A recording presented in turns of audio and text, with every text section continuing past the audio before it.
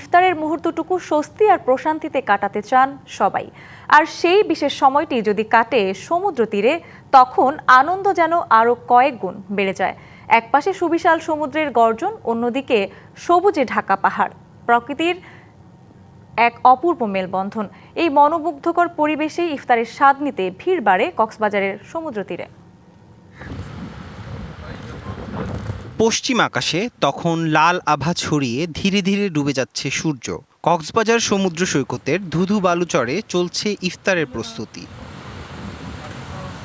বালুচরে চাদর বিছিয়ে কিংবা ছাতায় ছাওয়া চেয়ারে বসে ছোট ছোট দলে ইফতারের প্রস্তুতি নিচ্ছেন রোজাদারেরা। ছোলা, খেজুর, বেগুনি, শরবত, হালিম, কি নেই আয়োজনে।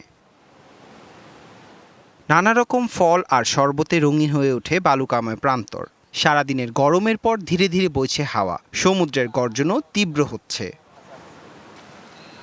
পশ্চিমের আকাশে সূর্য ঢলে পড়তেই ঢেউয়ের কলতানের সাথে আজানের ধ্বনিতে রোজাদারদের চোখে মুখে ফুটে ওঠে অপার প্রশান্তি। প্রত্যেকদিন তো বাসার ভেতরে করা হয়, এখন খোলা আকাশে করতে হয়, ভালো লাগে। আমরা প্রতিদিন মাদ্রাসায় ইফতার করি, আজকে আমরা বিচে ইফতার করব।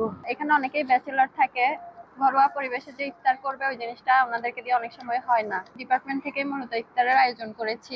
শিয়া বাটার ও ভিটামিনে সমৃদ্ধ লিলি বিউটি সোপ, তারুণ্যময় উজ্জ্বল ত্বকের জন্য।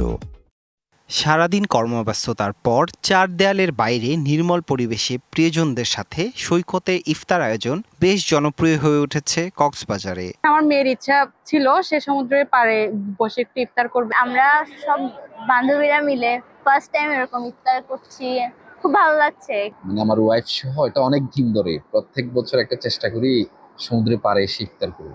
তবে আনন্দ ঘেরা প্রশান্তি ইফতার শেষে পরিবেশ নষ্ট করার দৃশ্য দেখা যায় সমুদ্র সৈকতে।